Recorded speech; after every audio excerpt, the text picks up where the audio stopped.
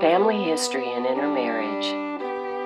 Don't freak out if you find a whole lot of intermarriage in your family lines. Remember, many of our forefathers and mothers migrated in groups, settled in same group, and continued within that grouping. Intermarriage was more commonplace than one would think. Let me paint a picture of this regal mosaic. Royal intermarriage, a fascinating tale told through the annals of history, binds together the destinies of ruling dynasties. From the medieval era to the brink of World War I, Europe witnessed the intricate dance of alliances and bloodlines. Here's a few examples. Number 1, strategic diplomacy. Royal unions were not mere affairs of the heart. They were calculated moves on the geopolitical chessboard. Dynastic marriages served as diplomatic tools, weaving webs of allegiance and safeguarding national interests.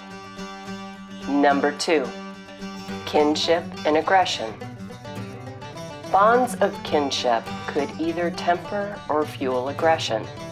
Marriages between dynasties could foster peace or ignite conflict. The delicate balance between familiar ties and territorial ambitions shaped the fate of our nations. Number 3, territorial acquisition. An heiress's hand in marriage held more than sentimental value. It could secure legal claims to foreign thrones. When the male heir faltered, dynasties sought to inherit through their daughters. Number 4, European traditions. In Europe, monarchs frequently wed their vassal kin, reinforcing feudal bonds.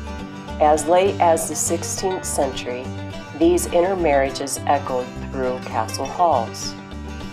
Number 5, global perspective. Beyond Europe, royal intermarriage varied. Some cultures embraced it, while others charted different courses. The ebb and flow of the alliances mirrored the winds of foreign policy. My point in this construction was to share how intermarried our lines are and share some history about family members along with it.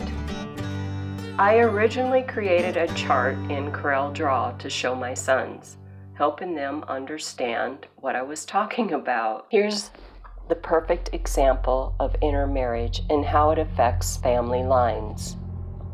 My 2 times great-grandparents, George Nelson Tague, descendant of Alfred the Great, married Charlotte Prickett, direct line descendant of the Springer King, both on my father's side.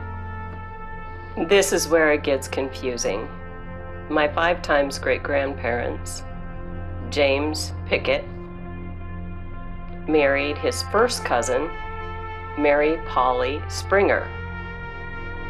This wasn't the only intermarriage that weaved this family tapestry back together. Moving back to my 6 times great-grandparents, Jacob, Jake, Pickett, his lines migrated from England. He paid $500 to marry Dorothy Springer. She's a descendant of the Springer King from Germany. Dorothy's brother, Dennis Springer, is also my great-grandfather, and here's how. Dennis Springer married Anne Prickett, sister of my 6 times great-grandfather, Jacob Prickett. So that means Dennis and Anne are not only my great aunts and uncles, but they are also my 7 times great-grandparents. Please look at the chart. This will help to explain further. The chart can be found at scorecustom.com, Puzzle of Origins. I also added a bunch more interesting facts about these great-grandparents and shared that with you there. I plan to round up my children and grandchildren and one day make a trip to visit. I want them to walk in the same area their forefathers and mothers did, and to share their courageous stories, building a sense of familiarity connecting our past family members. Powerful dynamics play a specific role in intermarriage, influencing behavior in interaction between partners. These dynamics are not always about dominance and submission. Rather, they involve the roles of each partner assumes in specific situations. In the grand scheme of things, the saga lives on through love and power, an intertwined, timeless dance across several borders and many generations.